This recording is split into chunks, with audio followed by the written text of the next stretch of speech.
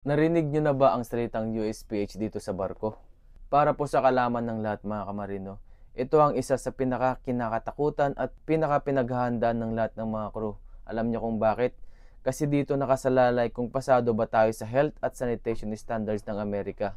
Kung gusto mong malaman, tara pag-usapan natin, tapusin mo itong video na ito at baka sakaling may matutunan kayo dito. Ano nga bang USPH? Ang USPH stands for United States Public Health mga kamarino. Ito ang health authority na nag-i-inspect ng cruise ship sa US ports. Ang mission nila, siguraduhin na malinis at safe at healthy ang environment para sa crew at sa passenger. Ano ang chine-check nila at sinisilip nila mga kamarino? Ito, galley at food preparation areas, food and water storage, housekeeping, waste management, medical monitoring, at potable water system. Ito sakto mga kamarino, papunta kami ng US ngayon kaya madugong linisan bago ang USPH. Bago pa dumating ang inspector, lahat ng crew ay mobilized mga kamarino. Pero ang pinakadugot pawis talaga dito ay ang galley team. Alam naman nating lahat yan, lalo na sa mga nagbabarko na matagal na dito sa cruise ship. Ang galley team halos 24/7 ng cleaning mula sahig, kisame hanggang kanto ng oven at freezer. Lahat ng kaldero, kutsilyo, cutting boards, kailangang spotless mga kamarino. Proper food labeling, production date at expiry date. Chine-check ang chiller at freezer temperature. Kahit maliit na error, deduction kagad yon sa points mga kamarino. Deep cleaning ng drains, grease traps at walls. Sa sobrang linis, pwede mong ilapag ang tinapay sa sahig. Ganon kalinis ang expectation mga kamarino. Ano nga bang mga rules ng bawat department mga kamarino dito? Sa F&B services team mga kamarino, katulad ng waiters, buffet stewards at bar team mga kamarino, linis ng dining areas, tables, trays, utensils.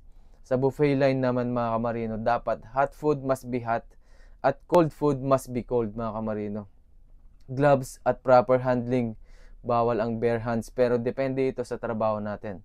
Sa housekeeping naman, general cleaning ng cabins, hallways, public areas, restrooms, dapat walang amoy at walang leak, tamang chemicals at tamang dilution.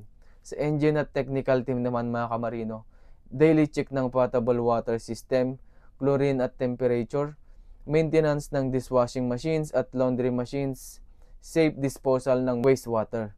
Sa medical team, health monitoring ng crew at passengers, reporting na may symptoms para maiwasan ang outbreak mga kamarino. Sa officers and safety team naman mga kamarino, mock inspection bago dumating ang USPH, ensuring lahat ng department ay naka 100% compliance, training at reminders sa hygiene at safety practices. Ano nga ba ang pinaghahandaan ng mga crew bago ang USPH? Eto, deep cleaning, madugong linisan, lalong-lalo na sa galley team mga kamarino. Tamang labeling ng lahat ng mga pagkain at drinks, garbage segregation at pest control, hand washing drills at hygiene reminders mga kamarino, chlorine at water test monitoring, inspection ng uniforms, gloves at hairnets. Kaya para sa mga nagbabarko na matagal na at para sa mga nangangarap magbarko, tandaan natin, ang USPH inspection ay hindi lang simpleng check-up. Isa itong malaking laban ng disiplina, linis at teamwork. Lahat ng crew may role mga kamarino, pero aminado lahat, sa galley team ang pinakamadugong laban. Kung pasado ang barko ninyo, dala nito ang pride at peace of mind na safe at healthy lahat ng pasahero at crew mga kamarino.